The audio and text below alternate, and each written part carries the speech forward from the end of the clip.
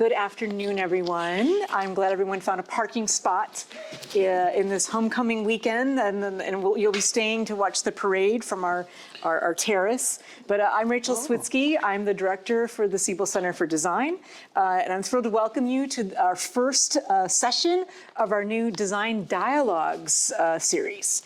So this series is all about bringing together innovative designers from across different disciplines, whether it's experience design, product design, industrial design, or beyond, to explore thought-provoking topics that inspire all of us to think more creatively, inclusively, and human-centered in our work. We'll be hosting a variety of incredible designers, including this one, in the months ahead. And I'm so excited that today we're kicking things off with a very special guest. So it's my honor to introduce Kevin Finke. Finke. Yes, a University of Illinois alum and a leader in the world of experience design and cultural transformations. Kevin graduated from the College of Media with a degree in advertising, and since then, he has built an extraordinary career helping organizations rethink how they work, engage, and foster cultures of inclusion and belonging. As the founder and chief executive officer at Experience Willow, Kevin has worked with some of the world's biggest brands to disrupt traditional workplace models using human-centered design to create environments where people thrive. So Kevin believes that the journey to belonging and to building a fulfilling career starts long before we enter the workforce, shaping who we are from childhood through adulthood. Today, he'll be sharing his unique insights on how we can all design in a more inclusive and engaging future of work.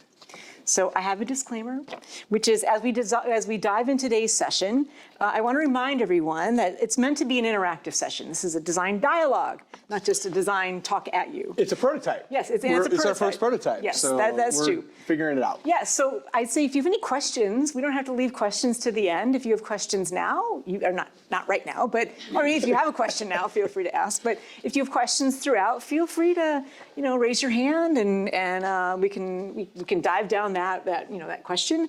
If you have any thoughts that you want to jump in with your perspective, feel free to jump in. I think this is so we can create that dialogue or see how the dialogue might grow. So without further ado, please join me in welcoming Kevin Finke. Thank you. All right, let's get started. Yes. We're going to talk about your personal journey and career growth. Okay. So can you share your journey from the College of Media's advertising program to become the founder and chief experience officer at Experience Willow? And what were some of the key turning points along the way? So when I graduated, May 1992, my parents, my father's here actually, he's from Champaign, Don Finke right here. They asked me where I was gonna be working now that I had a degree, and I decided to take a non-paying internship at Walt Disney World. It's kind of serendipitous when I look back to think about, as I went through what's called Traditions 1 and 2 at the Disney company, this is their onboarding program. They were teaching us about how to exceed guest expectations, how to understand, how do you provide this amazing experience that we all know Disney is so good at. So I look back at it so serendipitously because that's where I started my career. I started my career at Disney, and there I was in attractions and guest relations. So I learned how to give private tours, VIP tours. I also was in attractions. I did things like Davy Crockett Canoes and the Jungle Cruise. So I delivered those experiences every day. But they teach you and onboard you in such a way at Disney that they make you think about the experience that you are providing others. So I think that being an experience designer started there. And I remember they were building Splash Mountain in Frontierland at the time. So I literally watched Splash Mountain. They now are literally in the process of taking it down and replacing it with something else. But I watched it go up and I'm like, I could create rocks. I could create those things. I want to be an Imagineer. And so I went back home after my internship and I lived with my parents just south of here in a small town called Villa Grove for several months. And I came back to campus. I was very active on campus. And I asked if I could interview. So I started interviewing for my first advertising job against the people that actually were just in the process of graduating.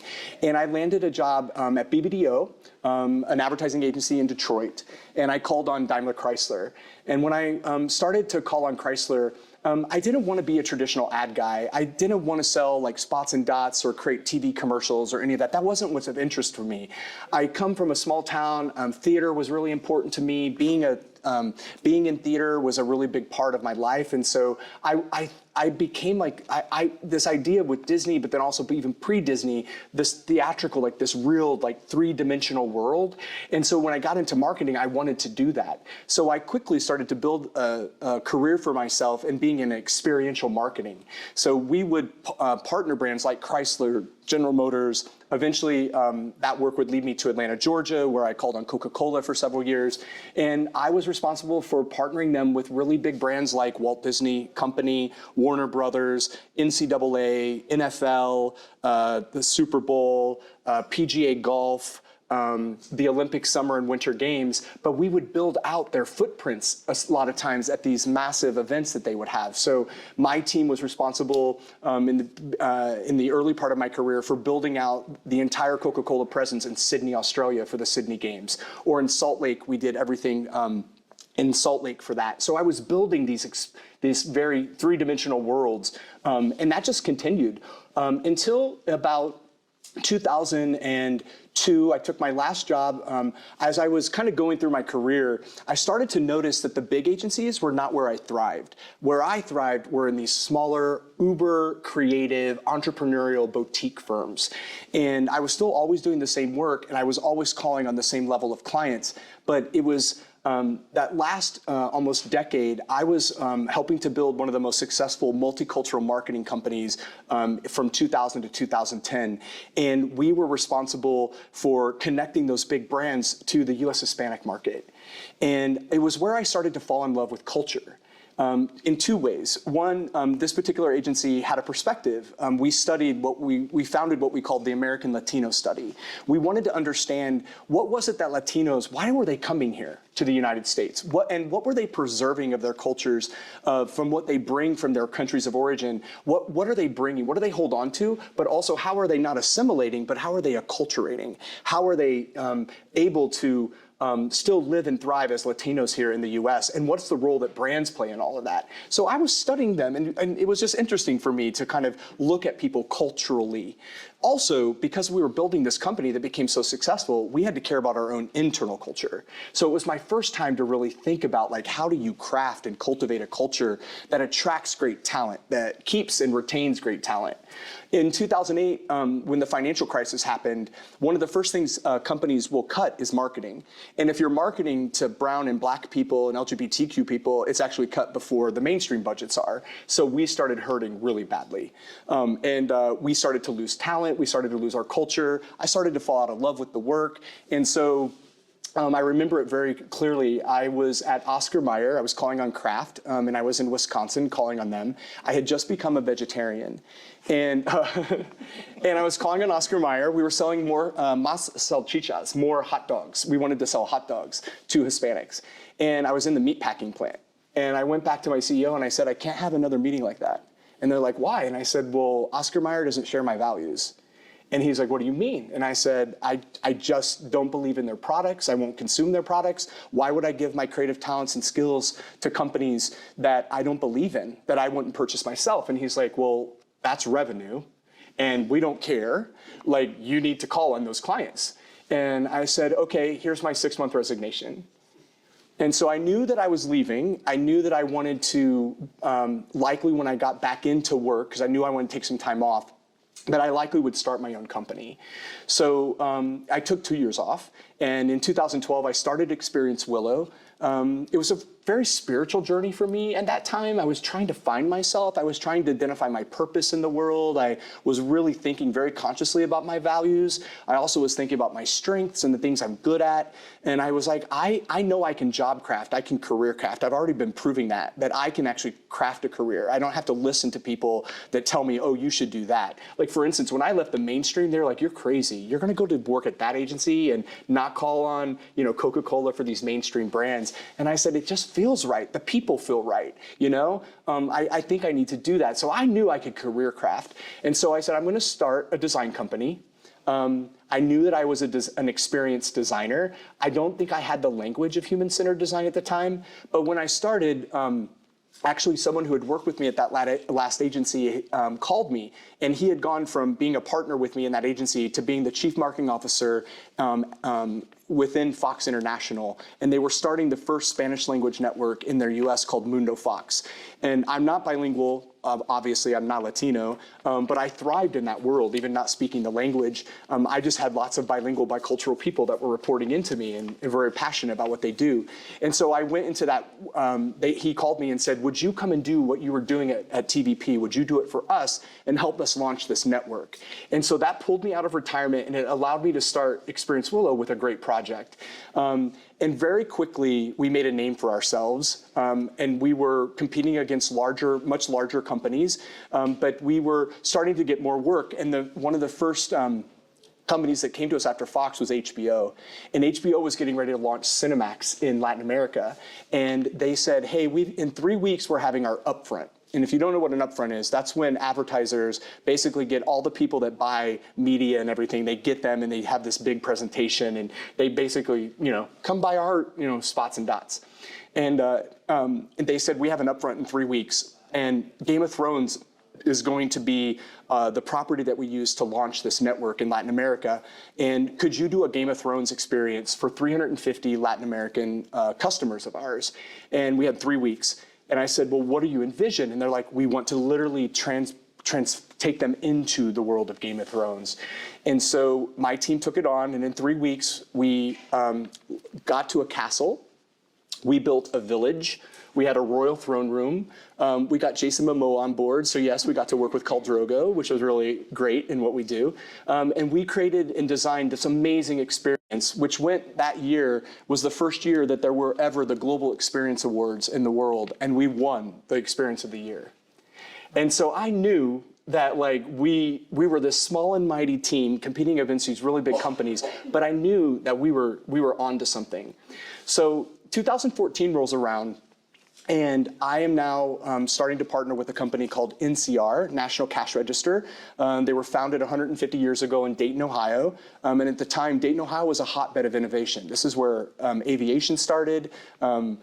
John Patterson is renowned. He started National Cash Register, and he was renowned in even, he was creating cash registers and factory workers, but what he started to notice is when he put windows in his factories and when he gave them benefits and when he gave them a cafeteria, they started to be happier. And when they were happier at work, they started to work better and be more loyal to him. And he also got them involved in Dayton.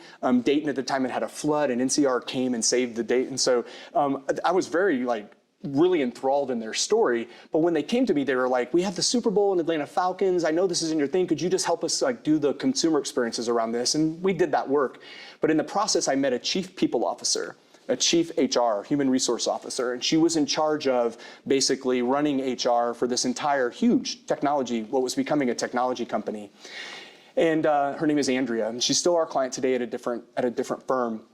But she said, as she started to talk to me, she's like, you're so different as a marketer and advertiser. You talk about it different. You talk about culture, and you talk about how employees need to live the brand of the company. That if Apple didn't have amazing talent, they couldn't have amazing products. I believe employee culture is so much more important than the consumer culture, the customer culture, the supplier culture of organizations. I think it's all about the employee culture. And so she's like, would you come in and, would you be my transformation catalyst? And would you start to think about experiences just like you do, but instead of thinking about a consumer experience, think about a recruitment experience, or think about an onboarding experience, or a learning and development experience, experiences that workers are going to have. And I said, well, I think I can do that. I don't know much about those things. I've been through them, but I think I can do that. And she goes, but I want you to kind of get in there and be this catalyst. And so as I got in there, one of the first teams, because it's a strategic target, talent target for any technology company, are software developers. And as I started to work with the software team, they started to introduce me to design-based thinking and human-centered design. And I started to see words like IDEO, where this woman actually spent a big part of her career. And when you hear IDEO in the human-centered design world, the clouds part and the sun comes out and it's like, ah! That's what happens when or with Rachel. Because when you see IDEO, you just know they are amazing at what they do. And so I started taking classes with IDEO. I started learning about human-centered design and how it was talked about, and it just started then. So in 2014-15 is where my love affair now, I knew I was a designer, but now I had something different. I had the 5 actions of human-centered design: empathy, define, ideate, prototype, all these things. So that's where it started, and that's how I got there. But now today, we've made a name ourselves in this space. So our purpose is to ignite a contagious curiosity that powers betterness. And the way that we do that is by being human-centered designers. And we are, employed by companies of all kinds. And we use human-centered design to basically help them strategize their organizational cultures, their employee cultures, and more importantly, to reinvent and refresh and redesign their employee experiences, And that's where we are now. How did human-centered design start complementing your creative processes? Because they're not dissimilar from what you were probably using already to create your experience designs. So how did you start making that transition, but also merging your approaches? Yeah, well, I've always been known as a creative problem solver, and that's all human-centered design is. It's creative problem solving. So you can be in any field you want to be. You are being hired for one reason: to solve problems. So why not use a process like human-centered design, right? So the first thing I always thought was all of us are designers, but the secret sauce of design is empathy. So as a marketer and a communicator, we always had to have empathy for consumers. I mean, the American Latino study was founded at that company because we wanted to have more empathy for Latinos and the experience they were having, and we could think about what could the role of the brand be to service them. So empathy was something that was already in my arsenal. I didn't call it that in a way, but what I slowly started to realize is I'm actually an empath. And as I've become more and more comfortable with myself, I've unleashed this, and empathy comes in all shapes and sizes, but I have what I think is called compassionate empathy. Compassionate empathy is when you feel something that someone else is feeling and when you can think what they're thinking and it propels you into action.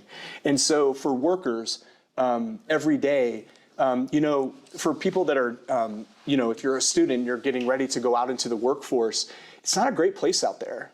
If you believe in the data of companies like Gallup, only 35% of American workers are what they call engaged. That means 35% of people go to work and they love their work. They love the work they do. They love who they do it with. They want to come back. They stay, right? They continue. But 65% of American workers aren't engaged. You're going into a workforce of disengagement. And I actually think it's because we maybe are going into professions because we've been told that's what we should do. Or we think we got a degree in an advertiser, which means you could never, advertising degree, how could you ever work in HR? How could you ever be a designer, So I feel like sometimes we've been sold a bill of goods. And also, I think there's a lot of people that are in leadership that just aren't capable of leading. And I think leadership is one of the biggest reasons that we have so much disengagement in the workforce. So what I'm trying to do is bring empathy into workforces and trying to increase, by having empathy, trying to increase the level of engagement that people have. And what we found through our own research, our own data, and then through great companies like Qualtrics and Gallup, is that the #1 driver of anyone's engagement in any culture is belonging. Do I feel like I belong here? And so that's really where our work is starting to really come alive with human-centered design, because I have always designed for emotion. I want someone to feel something because they're going through an experience that we create. And so I want to actively, as we're in the design process, I think we all call it emotional stamping. What's the emotion I want to stamp on this moment of impact, on this moment that matters? And so to me, that's, I want people to feel better at work. And so what are those feelings of belonging that we really root in all the work that we do? So can you give us some examples of how it is that you're taking these principles of human-centered design and how you're merging it with your process, your creative processes, and in the work that you're doing with clients at your company? What would be some examples of that? So the biggest example of it is one of our largest clients is Cox Enterprises. Cox, one of the wealthiest families in America. They have a family-owned company. Actually, Governor Cox from Ohio ran around with John Patterson. They were in Dayton at the same time, and that's where Cox Enterprises started. Cox is a very large company. They have basically 4 business units, all separate operating companies. They have Cox Media, which owns television stations and newspapers. They have Cox Automotive, which owns brands like Kelley Blue Book and Auto Trader and lots of automotive brands. They have one of the largest auction houses in the country called Manheim. There's also Cox Communications. I don't know if Cox is a cable provider here locally, no? But they are one of the largest, they're like a Comcast. They provide cable and streaming services and things like that. And their newest venture is actually in sustainable agriculture. They just opened Cox Farms, which is very interesting. Each one of those companies has their own separate HR organization. And Cox Enterprises, which governs the whole, obviously they are the parent company. In 2018, their chief people officer, her name is Jill Campbell, she found me through a contact and she said, Kevin, we need help. We want to do some work. We have these very disparate businesses. We think we could do better in terms of having common practices and things like that. We also have some cultural issues, and would you help us with that? And I said, and she goes, we have several companies. One that I remember we were pitching against was Deloitte. It's one of the largest management consulting firms in the country. Lots of University of Illinois grads go to work there. But I have 5 employees at the time, right? And they have, 500,000 or whatever they have. And those are the kinds of companies we had to go in and pitch against. But our message was different. Our message was, you don't need me to solve your problems. You need me to help you learn how to solve problems better. And I believe in human-centered design. So what I want to do is I want to start a human-centered design lab inside Cox. I want to train all of your HR organization and many of your business leaders on human-centered design as a problem-solving process. And then let's get together and let's prioritize what you want to tackle in the HR world. And let's literally, start a Siebel Center right in the middle of your headquarters. That's what we did. So we opened a human-centered design firm inside Cox lab, 25 work streams. We trained about 500 professionals, so we had 10 to 20 people working in each one of these work streams, and they literally rethought their entire employee experience, their employee journeys. We united HR people that had never been united before, and that was in itself revolutionary. Today, the Cox EX Lab, which was its name, the Cox Employee Experience Lab, and that's what EX stands for in that space, lives on today not as the EX Lab, but as the Cox Human-Centered Design Lab. And today it not only solves employee challenges, it's actually employees going in, continuing to be trained, but now applying human-centered design to solve customer problems and dealer problems and all the businesses do. I would not be surprised. I still dabble with them a little bit that Cox Farms didn't come out of the human-centered design lab. Why is it important to have a lab for these types of experiences? Yeah. Well, a lot of our work, I set up a lab for every client we have. Most of them will not give me a physical space. So we really appreciate Lucid, Lucid Spark. And so we actually use Lucid and set up all of our labs virtually. It's basically a virtual space that you can do anything in. And so we set up labs like that. And so lots of times we'll get into Lucid Spark if we're in a collaboration of some sort, and we'll use Lucid Spark as a feeling of like we're in a physical space together. But magic happens when humans get together. We've been sitting around campfires for hundreds of thousands of years, telling stories, solving problems, figuring out how we can save ourselves from saber-toothed tigers. And there's a magic that happens when humans get together. So as much as we all want to work from home, the magic happens when we're together. And there's something about getting people in a room and in a space, and there's an energy exchange, and there's something energetically that happens in a room when you get designers in a room and they're feeding off of each other. And we always in the creative industry said that every department is creative. We're all a creative department, but more importantly, the magic happens in the hallways. And I believe the magic happens in the hallways. I think it happens in physical spaces. I don't know, there's just something magical about it. I know you agree with me. I totally agree with you. I know what you mean. And we can do work from home and we can do work from all over the world and bring people together. But when we get people together in spaces, magic happens, We all like going to Disney. Can you imagine having to do Disney virtually? No. No, why? Because you want to be with people. So were there some aha moments in working with Cox where you were like, oh, this is totally working? Oh yeah, there were several. Just to watch the stuff that came out of the lab that now is sustainable, but they're using human-centered design to continually improve it. But they were a culture that believed in perfection. So when you get them prototyping and you're like, no, we're just in low fidelity space versus medium or high fidelity space, and they're not even comfortable in those things. But when they started to get comfortable, when they started to come alive, and when they started to realize they didn't have to perfect everything and spend so much time in perfecting it, so you would just see that across, like you would just see mindsets start to shift. You'd pull people from finance or legal who likely usually have no creativity or want to be creative, and yet they get into design space and they're like the ones who are the most crazy. Like you're like, oh my God, like seeing people like that traditionally maybe were more conservative, traditional, being creative, like that stuff I love. But the stuff that I knew was great. So Simon Sinek, I don't know if you know Simon Sinek's work, Start With Why. He's prolific in terms of his teaching of the importance of purpose in life and in careers.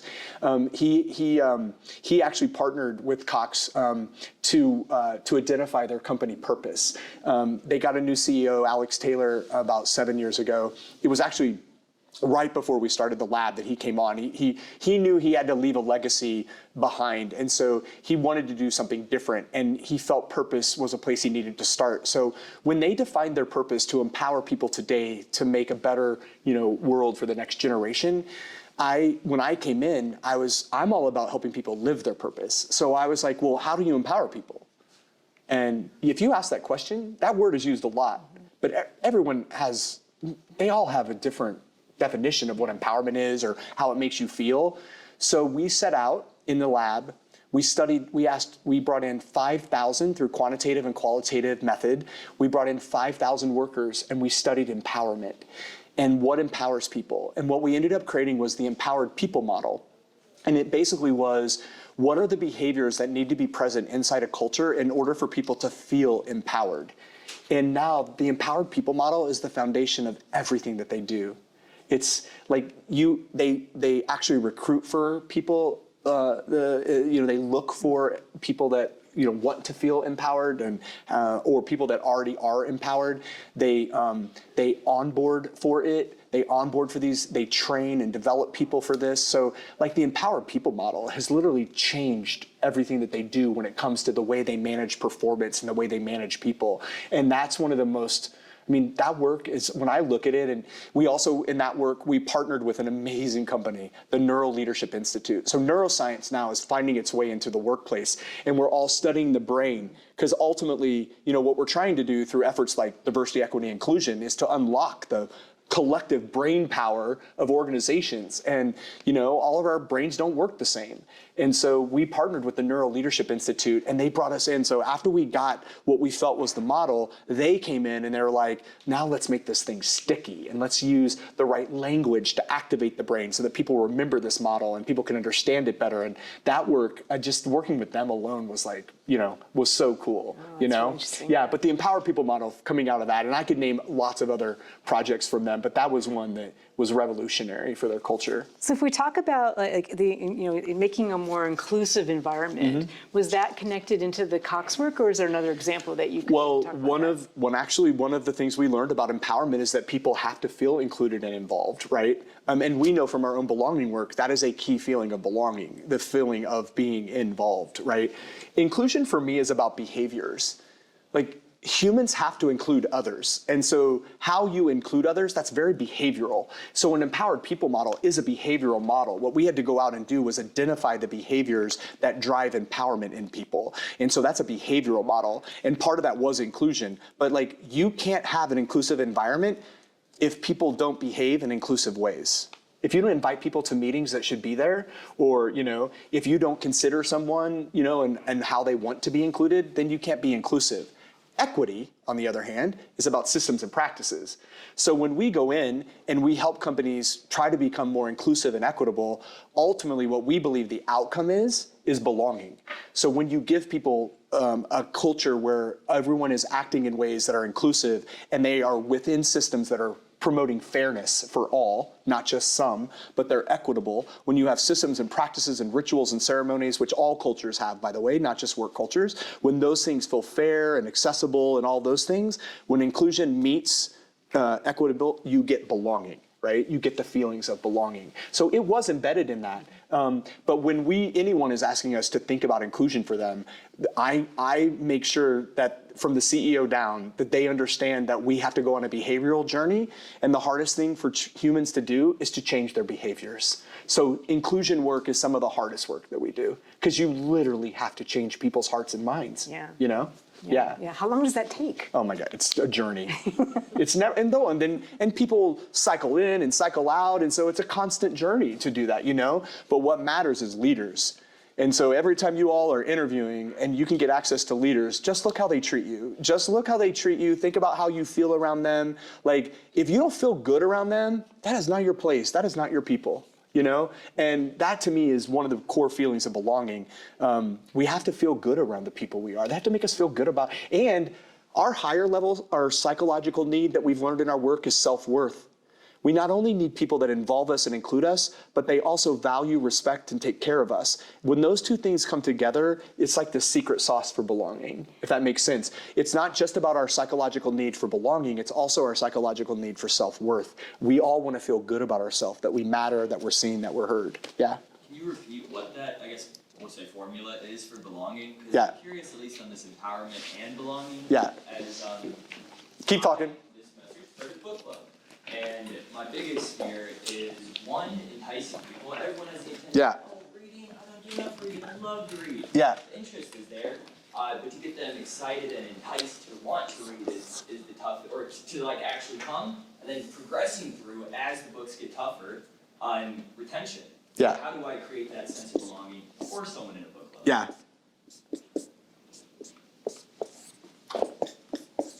So this is an equation that we put in and that we teach around. So D is about people. Now, the DEI industry has tracked visible diversity, mostly race, ethnicity, and gender, because we can look. I know gender is this place where sometimes we can't look and know how that person might identify, but like that's what we've tracked in the DEI industry. But what we know through data is that 70% of our diversity is invisible. So one of the things I always tell people is, you want me to bring my farmer to the table. You know, you don't know I was a farmer a small kid who grew up in a farming community, but you want me to bring my farmer to the table. Why? Because I have resilience. Because if you're not resilient, you're not a great farmer. You want me to have the work ethic of a farmer inside your company and all of that. So like, you need me to bring that invisible part of myself that you don't know to the table. So when I talk about the D, it's about people. And it's not just about people of color. It's not just about women. It's about all people. We are all diverse, right? We all have our own identities, and that's so important. Equity is about fairness. Inclusion is about behavior. So down here, this is about systems and practices. This is about behaviors. So when I talk to clients, I'm like, okay, if we're going to do this work, this is the outcome. This is belonging. And this is a feeling, or set of feelings, right? So you need people having an experience inside whatever it is that you're talking about that is equitable and inclusive. So the people in this experience are treating people well, they're respecting them, they're including them, they're involving them. You have systems and practices that promote value and fairness and all those things. What you get when you have diverse people having an experience that's both inclusive and equitable, you get the feelings of belonging. And that's how we look at it. And when we work with DEI professionals, a lot of times, they don't all define these things the same. They don't even see the relationship in many regards to these things. So when I pop up something like this equation onto a slide, like literally I've had DEI practitioners that have been doing it for 20 and 30 years. They're like, I've never understood what I do until like you just showed me that. It's like amazing to me that you are. So I don't know if this makes sense, but like if you're talking about you want that, you have to focus on these things. You have to focus on the experience they're having. Does that make sense? Yeah. So if you map human-centered design onto this, because I look at Yes. this and I go to the systems and practices and think about incentive structures and the fact that the behaviors are going to be all over the place. Yeah. So there's some sort of model of like the theory of change in that you're going to have younger generations and older generations working together that are going to have different types of behaviors that need to be either accepted and or changed. I would think that human-centered design is a part of that then. So in most organizations, they have what are called competencies. Competencies are basically the knowledge, skills, and behaviors that you need in an organization to be successful in your role. So competencies, but you can design competencies, because what you can do is have empathy for, okay, well, if we need to have this kind of outcome in our business, how do we need our people behaving? How do we want our customers feeling as a result of using our products, services, engaging with our people, right? And so that's where human-centered design comes in. Behaviorally, if you go into a company and you ask them what are your values and they don't have an answer, like turn around and walk out the door. If companies don't know what their values are, you don't work there. Because they don't value anything, and likely they don't value you. So values are so important. Every organization should have a set of values. And that's the lowest level of competency work, because values are they basically are the how of the organization. How should we behave, engage, and interact in order to be successful, right? So things like that start with values, but then HR professionals know how to translate values into behaviors. And once you have a behavioral model, like what behaviors are acceptable, now what you do is you start to build your systems and practices. So you say, well, how might we recruit for these behaviors?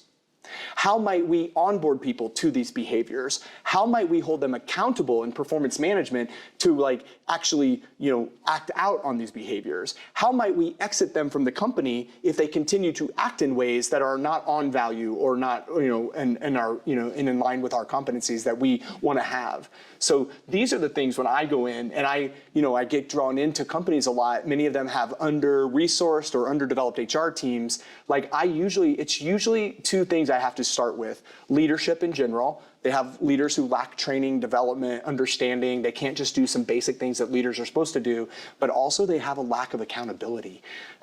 They don't hold their people accountable. There's no consequence for the behaviors that they have in their organizations, But you can design for both of those things in the E and the I, What do you think the future of leadership development needs to be in order to adapt to this model? So it's very clear to me, what it's all about. If belonging is the #1 driver of engagement, which has been proven by we have enough data around that, that means that we have to be able to meet and exceed the emotional, psychological needs of our people, because belonging and self-worth are emotional needs. So if we have leaders with low levels of emotional intelligence, they're not self-aware of how they behave. They do not self-manage in order to try to improve their behaviors. They are not aware or care about the social relationships that they have inside institutions or organizations. If they lack emotional intelligence or have low levels of emotional intelligence, then they can no longer be successful in business. So I actually think the future of leadership is a re-entrenchment in emotional intelligence. And I wish we would teach emotional intelligence on college campuses. I wish you all would understand it is the thing that will set you apart. It will set you apart. Your skills, for the most part, can be replicated very easily. They might even be able to be replaced by things like artificial intelligence. But the way you treat yourself and the way you treat others is going to matter more and more and more, because how people feel matters. How people feel determines how much they're willing to engage in an organization. So if we don't fix the low levels, and the reason we have low levels of emotional intelligence are we're growing up in places and institutions and families that don't know how to deal with their emotions. We're not taught language for emotions. We're going to work and men are afraid to show their emotions because that's a sign of weakness. Or women don't want to show their emotions because that might be a sign of imperfection. We've got to get more comfortable with feelings and talking about feelings. That's what I love about human-centered design, is that's what we talk about all the time, right? Why do you feel that way? It's empathy. That's what empathy is. Empathy, by the way, highly emotional, intelligent people, that's their #1 skill. They're great listeners. They're great empathizers. They're great at serving people because because they see value in others, not just themselves. But to me, that's a huge thing. I look at our work of designing for belonging as raising the collective emotional intelligence of the organizations that we work with. So we have students in the audience who have not entered the workforce yet. So what do they need to look for in terms of benchmarking this emotional intelligence of their leadership? You're saying, if the values don't match, what are the kind of tips and tricks you can give them of how it is that they can start measuring that and understanding, is this the right place to be based on some of these things that they should be evaluating once they're in the workplace? Well, if you have companies that are really good at leadership development, they many have what's called a roadmap. And so all leadership starts with leading self. So the first thing I would say is Google right now emotional intelligence assessment. It might lead you to a book, Emotional Intelligence 2.0. They actually, when you get the book, you get credits. It's inside the book for you to take their assessment, and they will allow you to assess your own level of emotional intelligence. So start with self. If you become more aware of your feelings and how you feel, you will be more aware of how you're feeling when you're around people, especially people that are a lower level of emotional intelligence. So the first thing I would tell all of you is do your own, find out where you are. There are several instruments out there, but find out, go figure it out where you are. And what's great about a book like Emotional Intelligence 2.0 is that it gives you the tips and tricks to get better. It gives you the things to start practicing, to get better. But when you start to use this system that cultures have told us to ignore your feelings. Don't talk about them. Don't be emotional, Like you're so emotional. Poor women in the workplace. They always she's so emotional. I'm like, so? She's feeling as she should.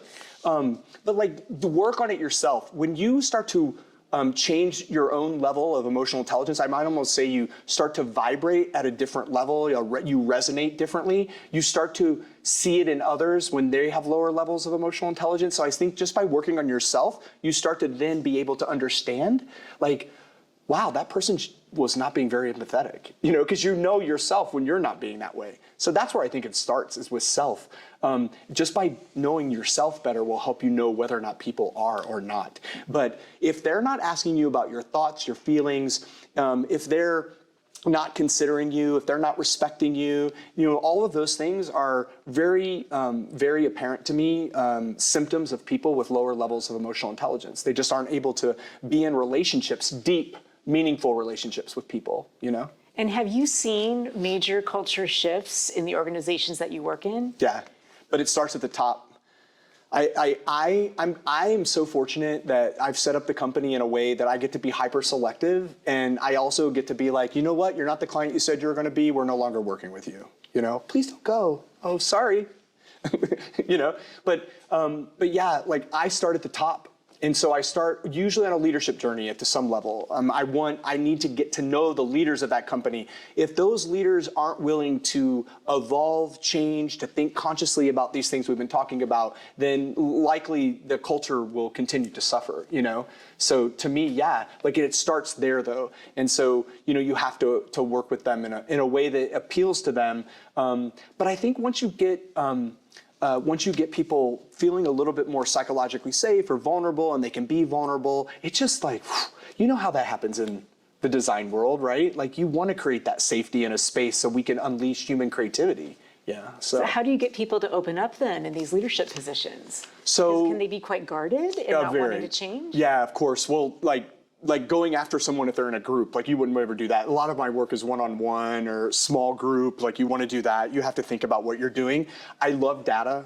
When you have data, when you have assessment data, or you have, we do so much employee engagement work where we actually manage the organizational health or assess the organizational health and the engagement level of employees. I have now hundreds and thousands of quotes and, quantitative data points that I can use. And then, depending on the sophistication of their systems, we can be like, yeah, but look at this team that's at this level of engagement and this team that's at this level of engagement. Now look at how they're meeting their numbers. Look at how this team is suffering and how their clients are less. And so you can use data and things like that to your advantage, So you have to go in with your tool belt and your arsenal, and you kind of know how to get at leaders to try to make them listen to you. Because it can be, my work can be very fluffy. It's very, belonging and feelings. My husband laughs all the time because he's always like, you like to use the F word in work a lot. And I'm like, yeah, I do, which I do use that word a lot. But he's talking about feelings. I was going to say the feelings word, not the other. I'm always like, I'm the guy who, uses the F word. I like to talk about feelings. Yeah. And a lot of CEOs are like, I don't want to talk about feelings. I want to talk about the bottom line. Right. Yeah. And I said, well, there's a lot of research and data that shows that if you would just care about feelings, actually your bottom line and your revenue would be better. Happy workers do matter. So you go into organizations and you help guide them through design thinking. Yeah. And then, do you also use human-centered design as a way in which to assess where an organization is, through your own own processes? What does that look like? Assess where they are. What do you mean by where they are? I'm just going, are you using human-centered design techniques yourself in order to kind of get a sense of what's your starting point with an organization? How do you know where the spectrum is on belonging within your organization? So I've just taken on this client. They only have 50 people in their company, but they're an interior design firm. And I knew I needed to, when I came in, it was very clear they had I could just tell, I usually start with how their people are feeling. So it depends on the method we use, but we usually start with a quantitative method, which opens up the opportunity for qualitative. So quantitative will lead me to be like, wow, this is what people are feeling, and here's the areas where they're feeling a lot of tension or stress or things that are getting in. And if you have a great tool, now we have so much analytic tools that a partner like Culture Amp, which is one of my favorite, when we do anything with them, we'll do a quantitative study, but then they have all of their own algorithms. So they'll be like, listen, you asked 50 questions, but only 5 of them, we actually can see a direct correlation with engagement. So a lot of people will be like, we need to work on that. And I'm like, actually, no, we don't need to work on that. What we need to work on is this. So I feel like it's that where I always start. I'm trying to uncover the thoughts and feelings through quantitative and qualitative analysis, and that's almost where I start everything, which to me, it's starting with empathy. Yeah. I mean, it just comes back to that. Yeah. And it doesn't matter what it is, even if it's a small team or whatever. I just started working with A&E Networks. I just was there in Stamford, Connecticut with their CEO and his leadership team, 17 of them, and they said, where do you want to start? And I said, I want an assessment. And they're like, we never take assessments. I'm like, if you want to work with me, you're going to take an assessment. And so he took an assessment, but it was very clearly and then we left, and I told my husband, I was like, I think I just failed miserably. But the CEO wrote me the next day, and he's like, that was the best meeting ever, and I made them get vulnerable in a way they never had been, and that because they feel uncomfortable, sometimes I leave and I feel uncomfortable, which makes me think I failed, Rachel. But then it's not that. They actually felt something, right? And they're like, another client we worked with, I'm not gonna say who it was, but they were like, we have never agreed once on anything as an executive team, and you just took us through a thoughtful process, human-centered design. You just took it through a thoughtful process, and it's the first time my team has ever been aligned. And it's because they co-created something together. Yeah. And they all got their words out. They all, they all got to speak and work together on it. And those are the moments that I'm like, it works, it's working. And I'm like, I'm doing good work. We're doing good work. Well, even that moment of uncomfortableness and in design thinking and human-centered design, so much ambiguity of not knowing what the solution is, which is what the co-creation process helps out with. Yeah.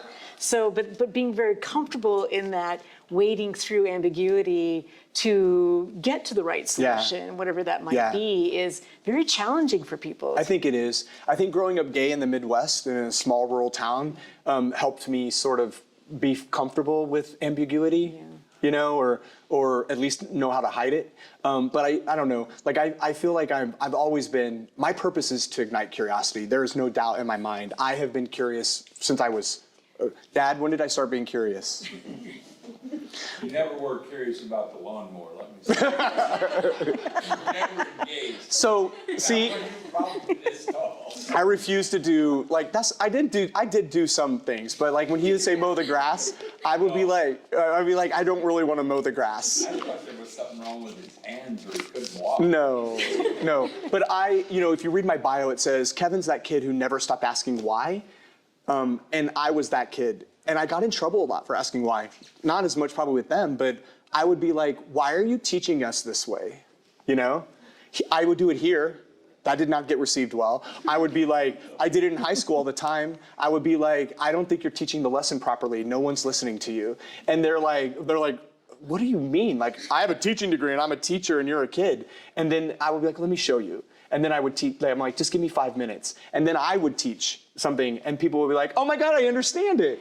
And I was being like, well, So I was always curious. I'm always saying why?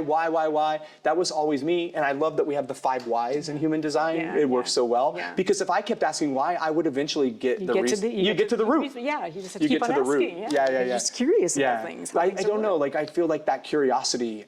Curious mind is design mind, right? Yeah, absolutely. So bringing up your childhood. So you've mentioned you believe a person's career and their belonging journey, it begins much earlier than college. So So how have your own experiences of belonging and identity, starting from your childhood in rural Illinois, how has it shaped your professional path? Well, first of all, I have a huge part of my identity as being a small town kid. Like, I loved that small town. I might have been in a lot of pain there, like as a gay kid who couldn't be out, like, and I was very self-aware, and I knew I was hiding, and I did it well.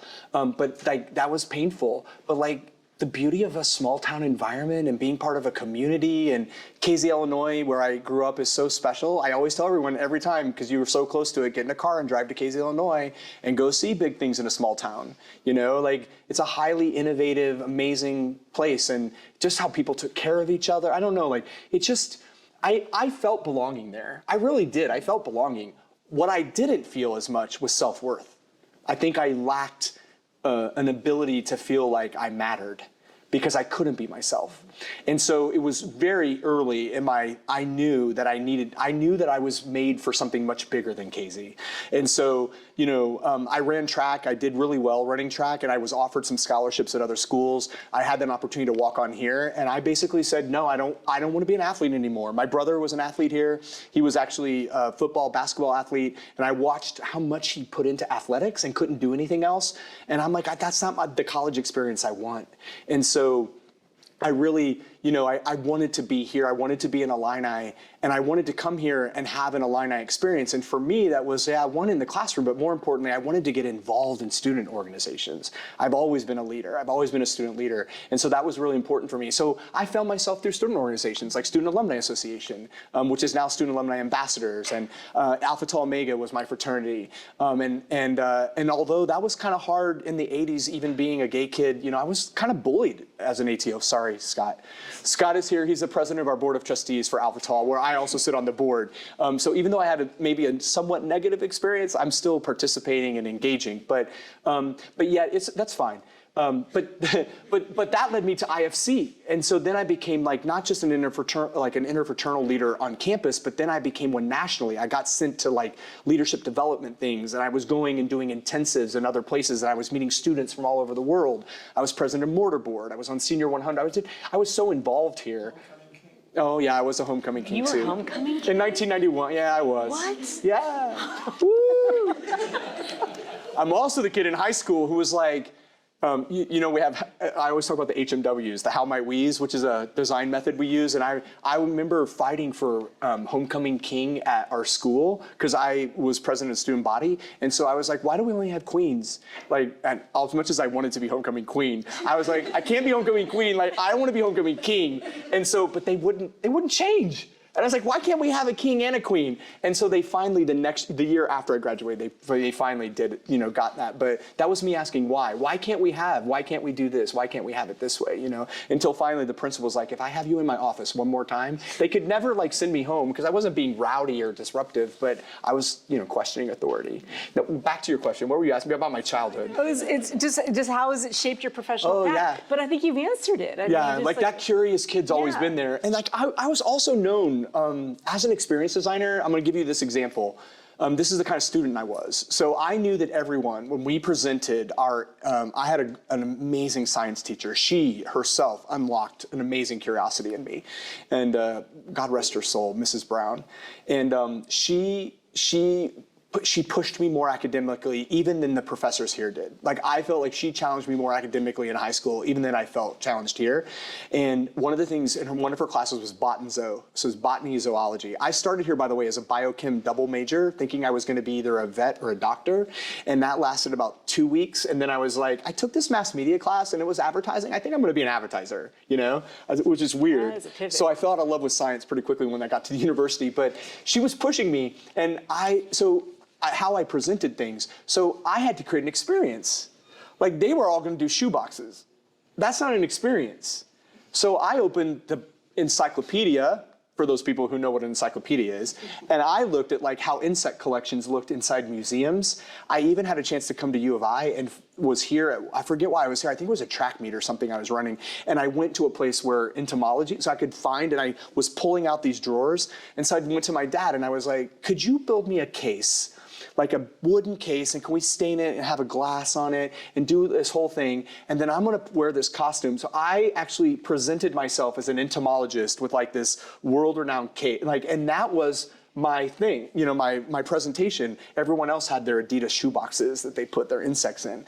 But that's me being curious. That's me being like an experienced designer. Like, how might I engage my teacher in a way that, she sees me differently than the rest of everyone else? So that's, that's always been there with me, No, it's great. So here, like how can leaders in the workplace create environments that recognize the whole person from childhood experiences through their professional lives and help individuals feel a deeper sense of that, belonging and purpose? So we actually have been able to zero in on 4 what we call the core or key feelings of belonging. The first 2 kind of are in the inclusion space. We all want to feel connected to something bigger than ourselves. It's natural. This is humanity. Like, this is what we need, to feel a sense of connection. And so in our work, we believe it's a connection to 2 things: other humans, but also what we call the core. So if we walk into a company and we say, what's your purpose, your mission, your values? What is your strategic vision? Meaning, like, who do you want to be in 3 to 5 years, and how are you going to get there? If we come into a company and we know those questions aren't answered, why do we exist? That's purpose. How do we need to behave and engage? That's values. What do we do every day and who do we do it for? That's mission. Where are we headed? What are we going to be in the next 3 years? That's vision. And priorities, or strategic priorities, is strategy. How are we going to get there? Those 5 questions, for us, every worker wants to connect to those 5 questions. They want to know that they're being purposeful in their work and meaningful in their work. They want to know why that company exists, because in some level it affects the way they feel about themselves. They want to know how they should behave, because if they don't behave or understand that, they might get in trouble or be exited or whatever that is. They want to know that their role matters, and the way that it matters is because they're doing meaningful work, which is on mission, but also is helping the company get to where it's supposed to be headed, right? So the best companies understand those things, and then at the very top, they say, these are the things we want to achieve. Here's what we're going to do this year, next year, whatever, and they will cascade all the way down through functions, all the way down to the individual role, so that that role knows that whatever they're doing is serving a greater purpose and the greater vision, right? And being connected to that is really important. If you work at a company who hasn't thought through these kinds of HR practices or whatever, it's harder for you to feel connected to the core. So connection's really important. The next feeling is involvement and importance. We not only want to feel connected, because what we've learned, literally, as human beings, is if we have belonging, which means I feel belonging within a group of people, I'm part of a group of people. What we learned is not only do we value that, but if we aren't valued inside that company, if we aren't valued, meaning I'm not serving the greater good, the purpose, or whatever it is, that I'm actually at risk. And in primitive means, and this actually down the road in Arcola, Illinois, the Amish people, if you are not on values, or if you're not being Amish enough for them, or if you are pushing on their culture in a way, they kick you out. Well, being kicked out of cultures is very common. Being all of those things are very common. And that actually is in our brain, programmed very deeply. So at work, if we can feel included, but if we don't feel valued, we actually think we're at risk. And when you feel at risk in any situation, whether psychologically or physically, your brain will go into protection mode. And when you go into protection mode, I'm going to protect my existence inside this group, you likely are not doing the things you need to be doing. And so when your brain is wasting energy on feeling safe, it's not actually unleashing creativity. It's not being analytical. It's not doing all the things that you're actually employed to do. So hence why you want to feel connected. You want to feel involved. You want to be included and involved. But also, you need to feel cared for and respected. You need to feel appreciated. The number one driver of belonging is feeling appreciated. That feeling you're of value, actually saying, people that say thank you for you did. You made this place better, or you helped us achieve our goal. And so it's all of these four things, these four feelings that I've kind of walked through really quickly that we design for every day. It's like we have to design for those things, and those feelings have to be present in people in order for them to engage in their fullest ways. Yeah, yeah. I mean, Does that make sense? Yeah, absolutely makes sense. Does it make sense to folks in here? I mean, I think I'm just, just as you're talking, just going through, am I doing that here at Siebel Center for Design? In previous worlds, have I felt this way? Like in thinking about, what can you control and what can't you control? And depending on where you are within the organization, I think it's, absolutely makes sense. In the belonging journey, which is our intellectual property, the 2 moments of impact that start your any belonging journey, you are multicultural. Now, when I was working in multicultural marketing, they would say multicultural people are brown and black people. That's what they would have said. But we're multicultural. It just means you belong to many groups of people, and you all do.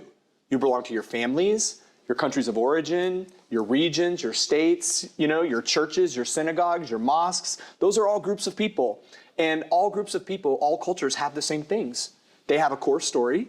They actually have things like purpose and values and what is it we're trying to achieve, What is it we're trying to create with all this? Like the best cultures have those things. But I'm off the rails.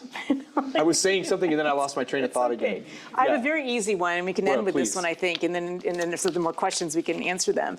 So if you could give one piece of advice, to today's designers, students, other folks that we have here in the audience, especially those who are entering the workforce, and I see some young people here, what would be that piece of advice? Yeah. Knowing what now, It's your one story, piece? It could be multiple pieces. But now we've heard your whole story. We've heard your journey. I've already given them some We've heard a lot advice. about what you work on. Like, what do you? Well, what's interesting, recommend? I was at an event right before this one, and I met someone who wants to be a dentist.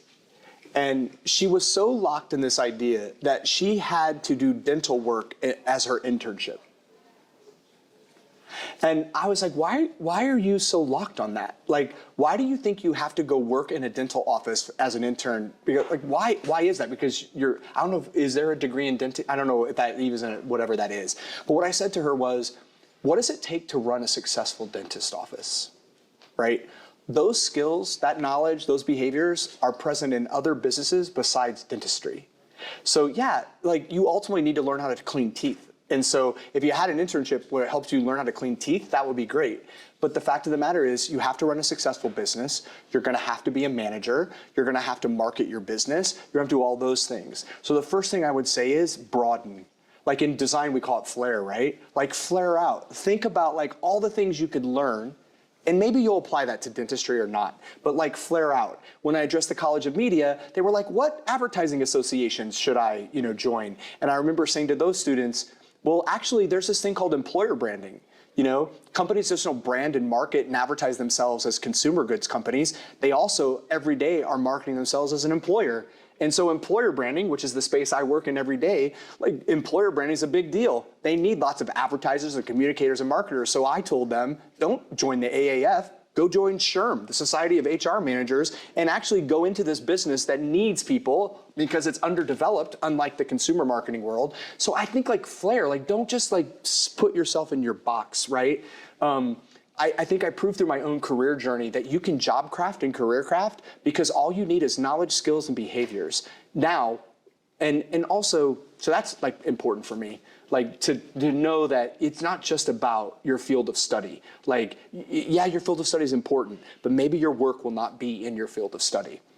I would also say these things around core are really important. Maybe you're too young to understand what your purpose is, but you can take Clifton's strengths today and you can start to understand what you have been gifted with as skills and talents. And what they have shown through Gallup's decades of research is when you find a role, whatever it is, if you actually are able to leverage your strengths in those roles, you will be happier, more satisfied, more engaged. So to me, get to know yourself, which is the same message I gave you around emotional intelligence. Get to know yourself, and also start to understand not only your strengths and skills, but understand your values. Like you can go online right today and say personal values exercise into Google or talking into ChatGPT, and they'll give, my custom GTP's name is Sylvia, so I'll be like, Sylvia, what should I do? But like, get to know yourself, get to know your values, because what you have to do is you have to start interviewing for those things. You need to know whether or not the role you're gonna take is one that's gonna allow you to live your values and also be able for you to live your strengths and get better in your strengths so they become true talents. And so to me, that's really important, the act of knowing yourself and actually going into these cultures and actually not just being interviewed, but interviewing them, being aware, how do I feel when I'm interviewing with these people? How are they treating with me? That's what I was getting ready to talk about. In the belonging journey, the first 2 moments are invitation and welcome.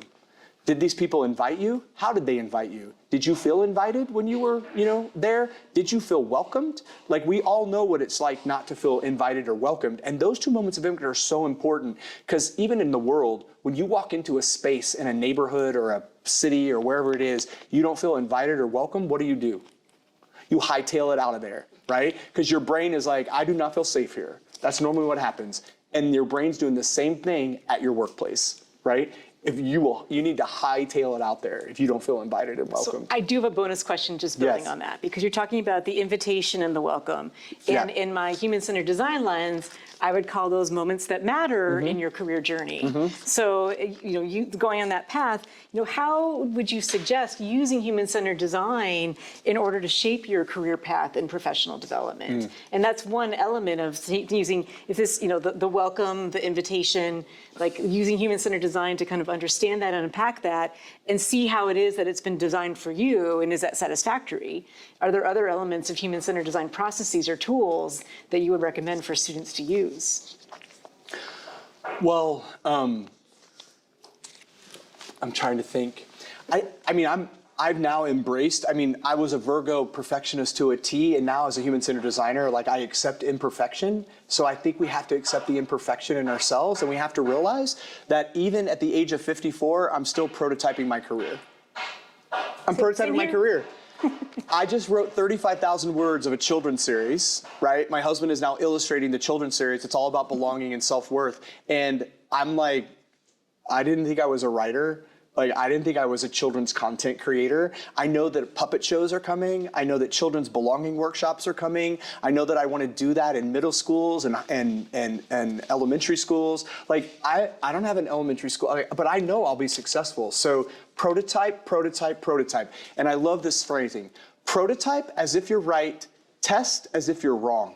So you know that phrase, right? Prototype as you're right. You want to think that what you've developed is the right solution. But when you go test the 5th action of design, test it as if it's wrong, that you got it wrong, because you want to poke as many holes in it. So as you're prototyping, just test. Test as if you're not getting it right. And what's beautiful is even with this children's series, I already in my mind, I'm using human-centered design to develop that book, to develop all that work, to now, who are my user groups? How am I going to go out now to teachers and caretakers and 10-year-old kids and actually test this children's series? Because I'm not just going to write a book and publish it. I'm going to use human-centered design to make it the best as it is launching, My phrasing would be think to build and build to think. It's a similar Same. thing. Yeah. Yes. Yeah. Yeah. I don't want to have the word in our conversation. I think you need to have the last word in the conversation. No, I feel like I've talked a lot. I'd love to hear your questions, your ideas, your questions. thoughts. Anyone have any more questions for me? Yes, please. I think I'm a post-grad, and I think I get into a lot of discussions about burnout.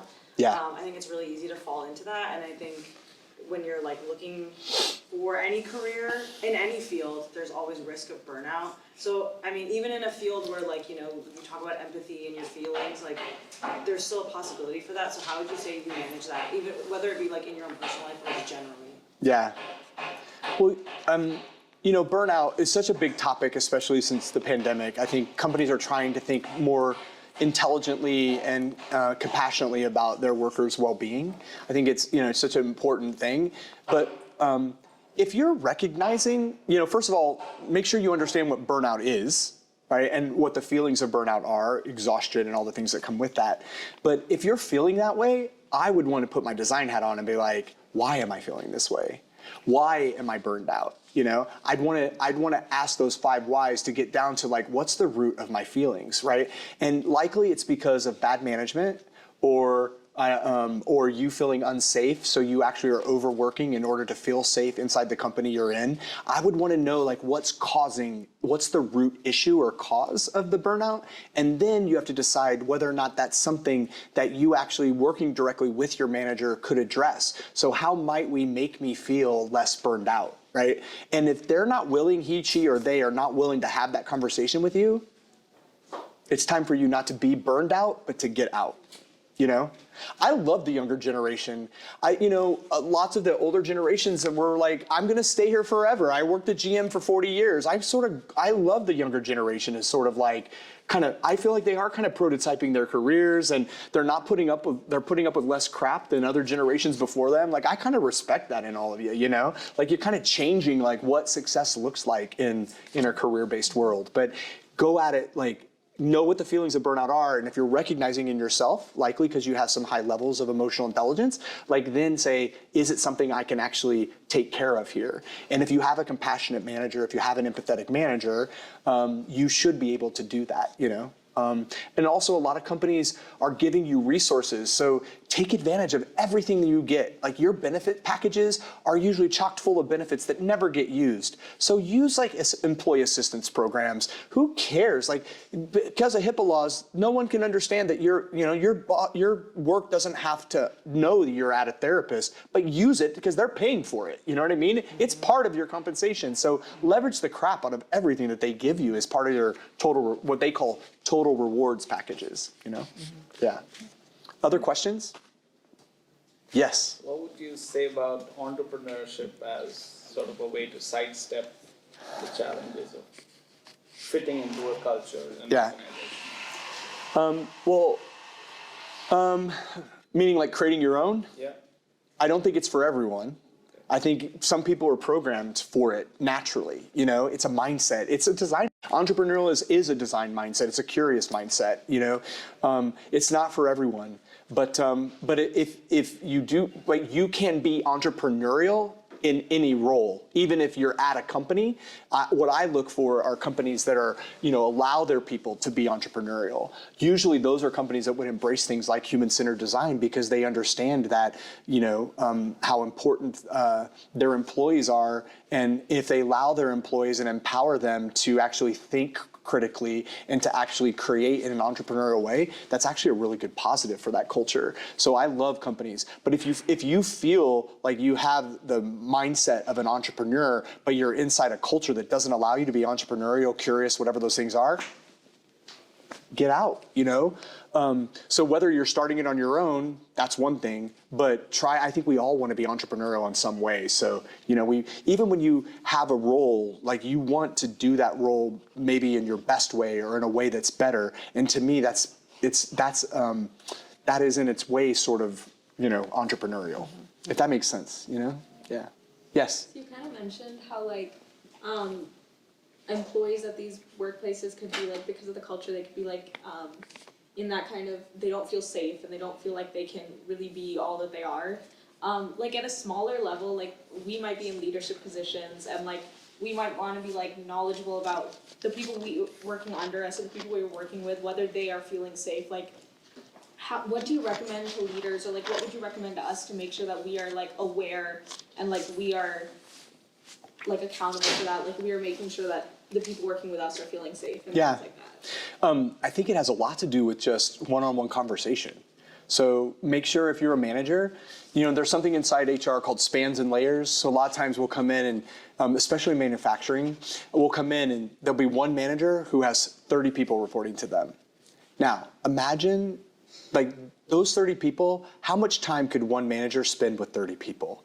So, but you have to be very conscious that your teams can only be so big. I think an ideal team is 6 to maybe 10 people, because if I can look at my calendar, I can think about how I could maintain a one-on-one relationship with all of those people. As a manager, that's what I want. I want to have a one-on-one relationship with you. I want that not to just be a professional relationship. I want it to be a human relationship. So the best managers are the ones who will help you feel very comfortable just talking about anything with them, right? And so I think it's about the conversations you have with them. And it's, ask them, how are you feeling?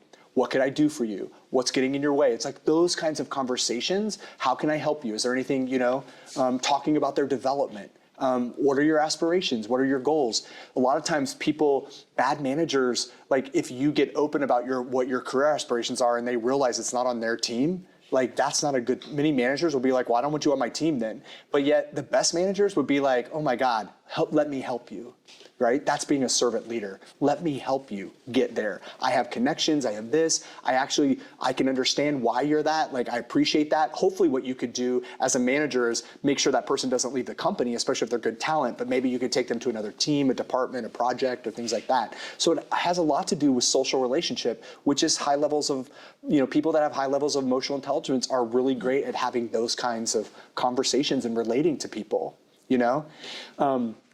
Also, not to dig on men, but men mostly have developed all the institutions that we now are watching trust declining daily in every major human institution, including business.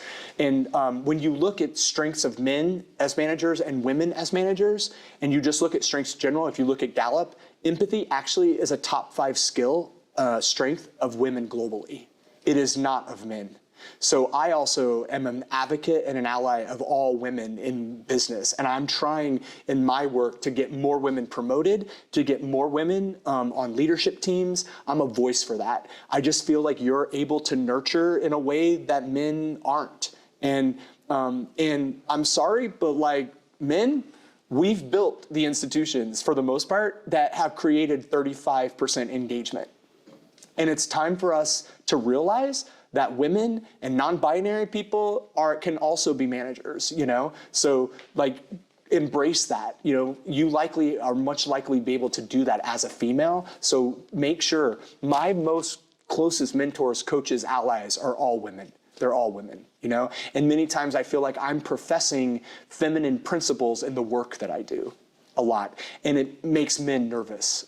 So I have to deal with that a lot of times when I'm in front of my leaders. I don't understand them, and they don't understand me. But yet I know I care about me understanding them. So I work hard to try to understand them, and that also helps me kind of coach and direct them in a way. The more personal I can get with the relationship. Yes. Am I allowed to ask a question? Yes.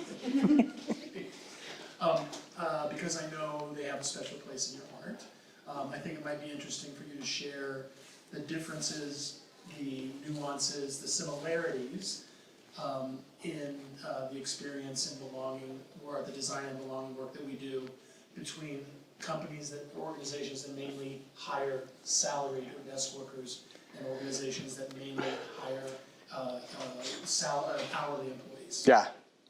So this is in the last, I haven't done a lot of work with manufacturing and frontline workers and that, but the last 3, 4, 5 years, it's really been burgeoning. And the more work I do, so we were, about 3 years ago, we were asked, a really large manufacturer in Georgia asked us to kind of get involved. And we had to go into the deep south into factories. And when I walked in, the first thing I noticed is that literally every person on the leadership team was a white male. And in the deep south. And then I walked into the factory, and 90% of the people working in the factory were women of color. And it wasn't just African American women, Black women. It was they were predominant. There were a lot of Latinos. Many of them did not speak English. Latinas, sorry. And there was also a large contingent of Asian women who didn't speak English as well.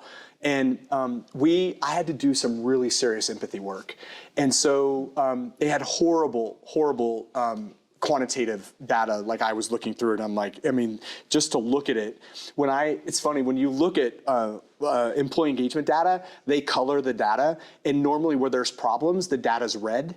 And when there's less problems, it's green. But when I look at something and I see red, I see pain. That's what I see. I look at it and I'm like, some leader, some manager, or a set of people are not doing what they should, and people are in pain. They're having suffering. In fact, the willow tree is a healing tree. And when I named the company, it's called Experience Willow, because I wanted people to experience healing. And I feel we've been called as a company into the work to actually help people experience less pain, less suffering, especially psychological pain. It's the worst kind of pain, emotional pain.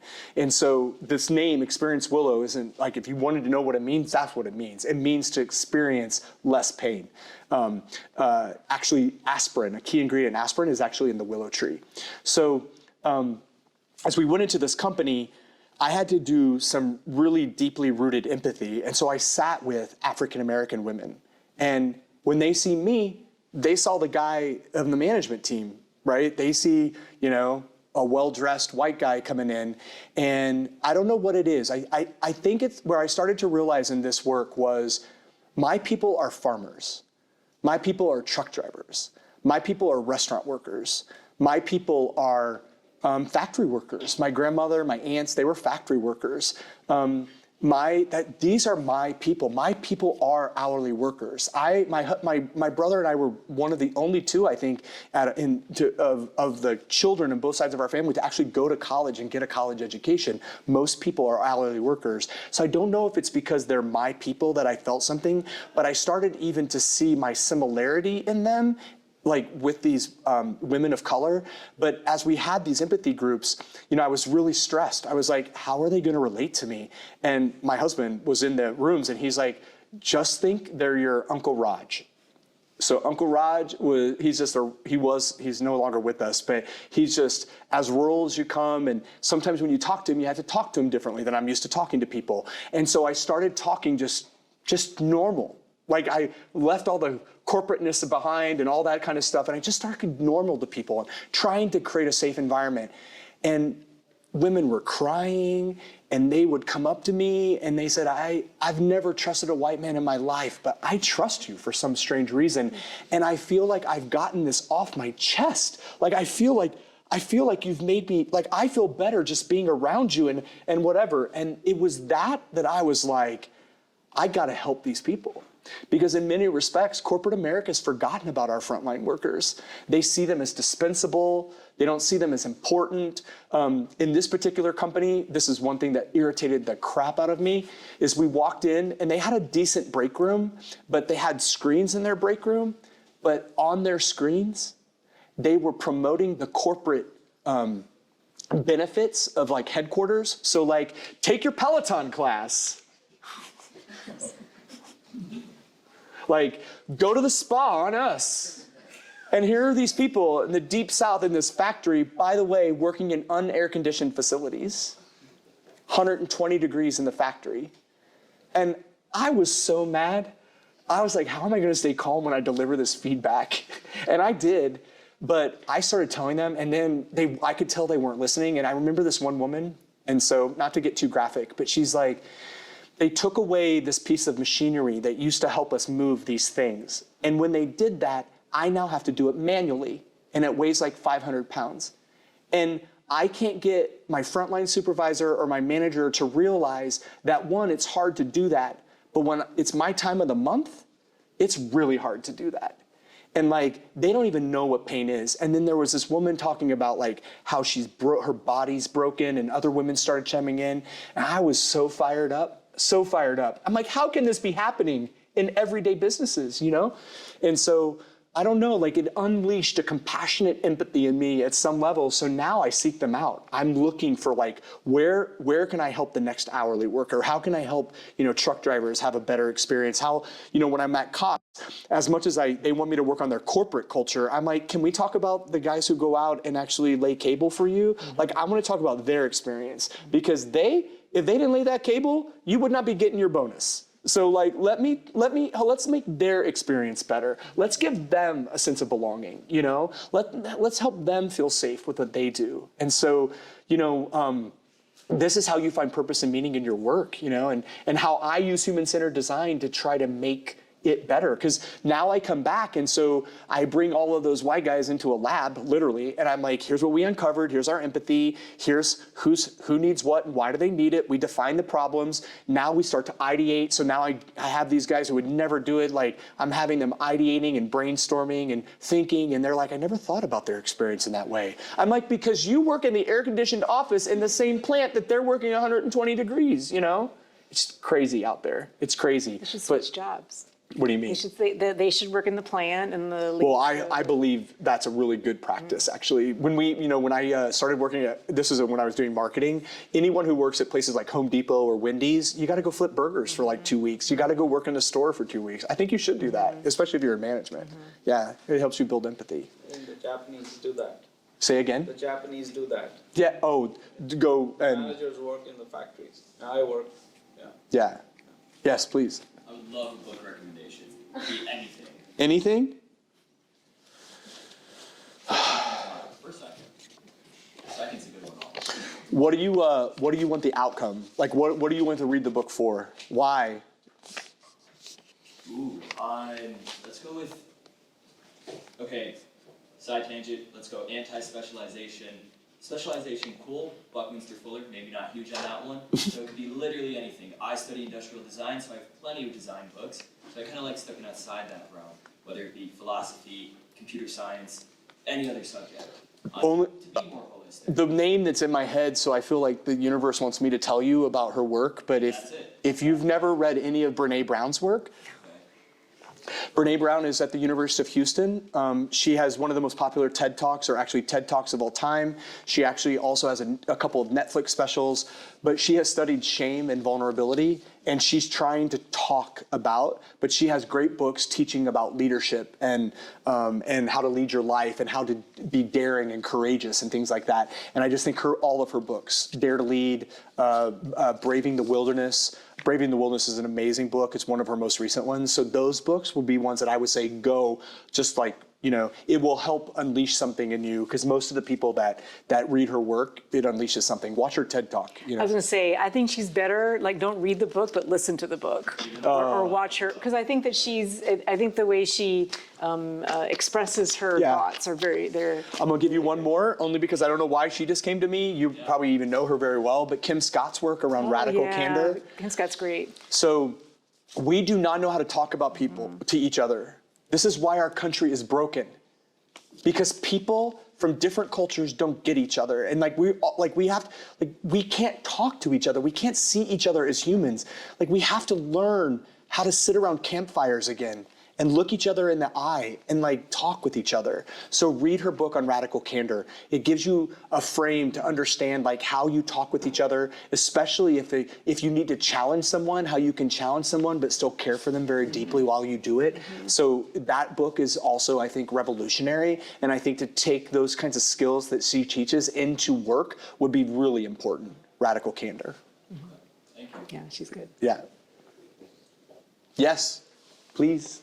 So you spoke about that pick against Deloitte and how you focused on you don't need to solve your problems, but you need to teach them how to solve them better, right? Yeah. And so kind of adapting this to a student context, what advice do you have for students who are trying to build their own communities on campus when they have to contend with recruiting students who are, number one, full-time students, or two, are looking to join other more established RSOs or organizations, and that fear of joining something new that's not quite established yet might hinder them from joining your new community? What advice do you have for students who are trying to build that community and attract that top talent without kind of getting hindered by these preconceptions of fearing the unknown, Yeah. Well, the first thing I think is that people want to know what they're joining, right? So you have to define the purpose, mission, values, what is it, why do you exist, what are you trying to create? You need to be very clear. That's a narrative there, and I think you need to understand that. Even if it's something you're prototyping, it could be a prototype narrative, but as you get into it, but they want to know what they're joining. And if you have never existed, then all you are is a narrative, and then you get them there, right? I also think people are attracted to people.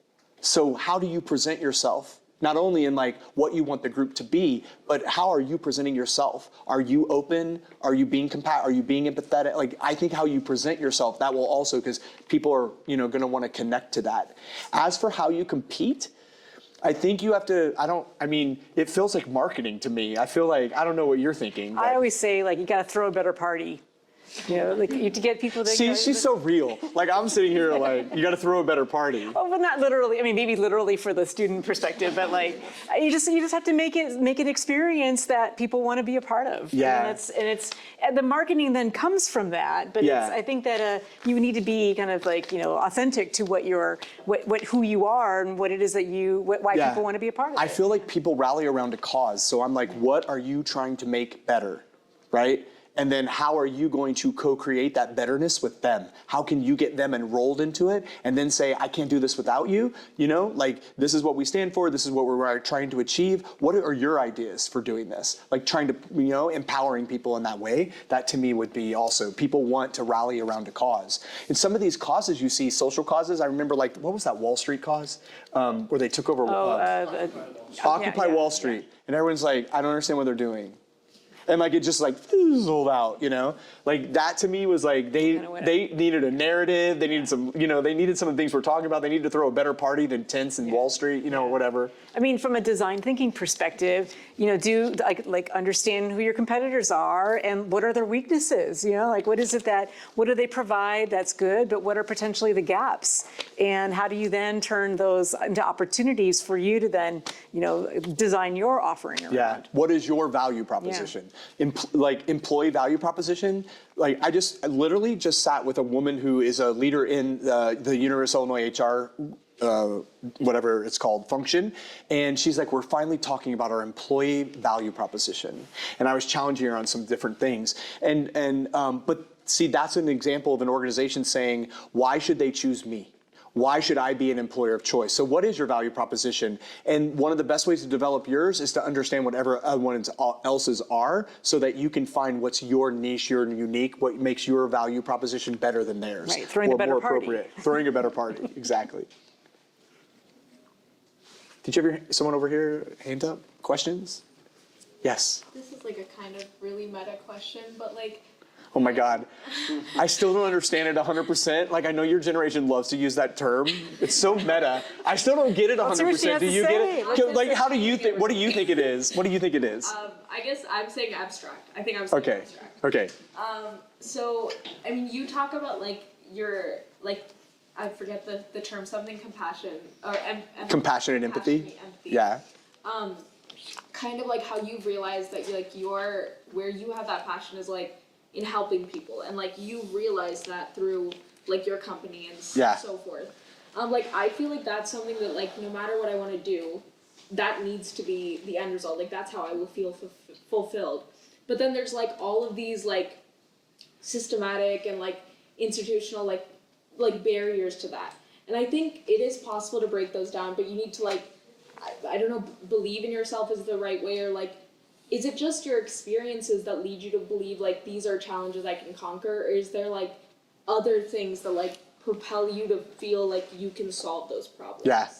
So I would say if you haven't done Clifton Strengths, you need to go do that. If you want to do it, go to the Illinois Leadership Center. They deploy Clifton Strengths every day. You need to know your strengths. You need to know them. I'm futuristic, connectedness, strategic. I'm an activator and an achiever. I actually have a mentee here.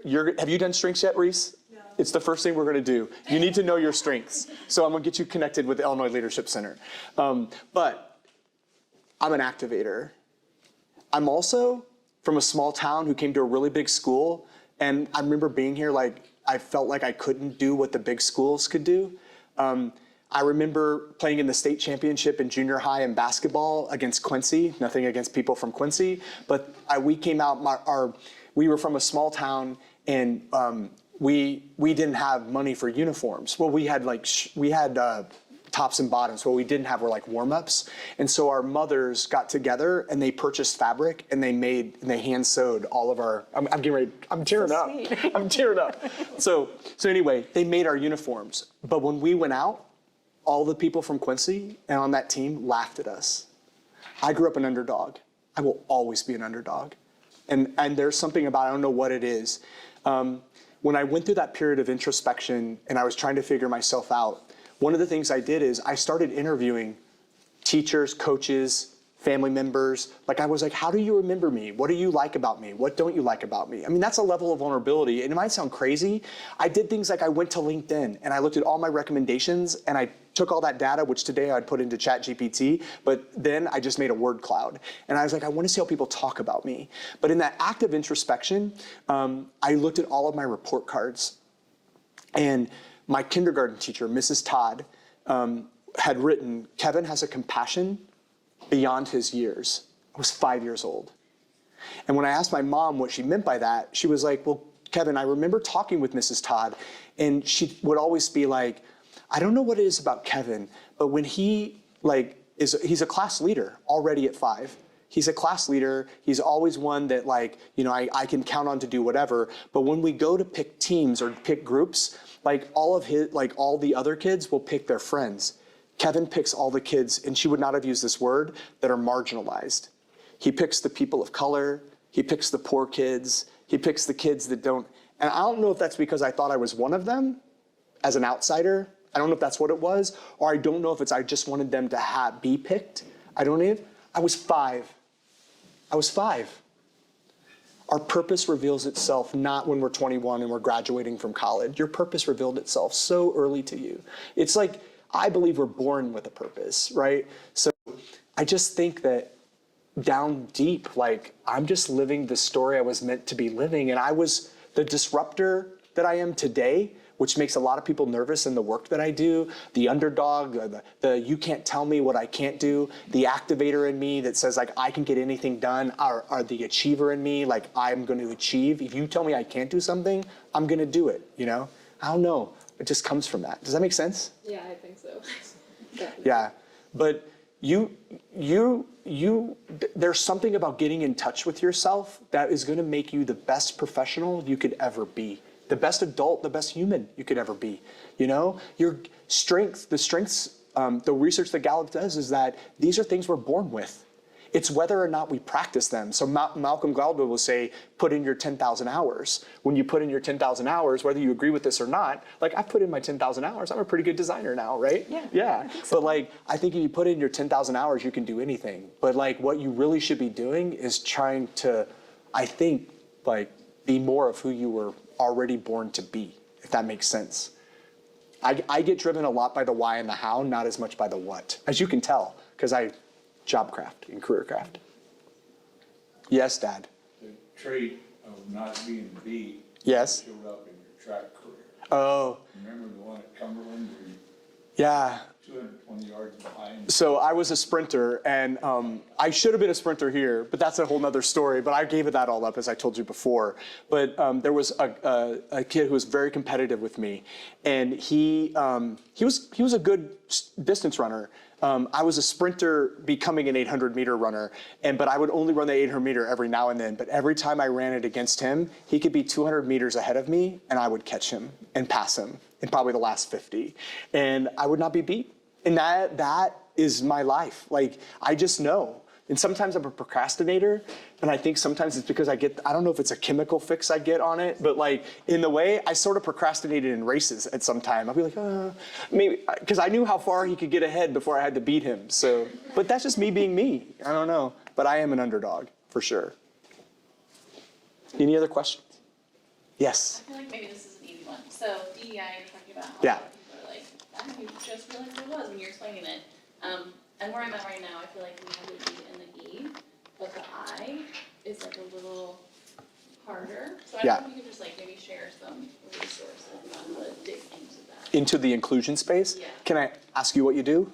Or when you reference it, what isn't inclusive, if you can share that? It's a little bit siloed, we're a really small organization and there's lots of amazing people and lots of, everybody feels really good there, but not everybody gets invited to all of the conversations. Mm-hmm. So there's just a little bit of siloing, and not much co-creation of things. The policies are made and then we share them. That's the end of my question. Sorry. So some of the stuff I already talked about, I would say. I think the two feelings of inclusion are connectedness and involvement. Involvement almost like importance. I feel important, I'm involved.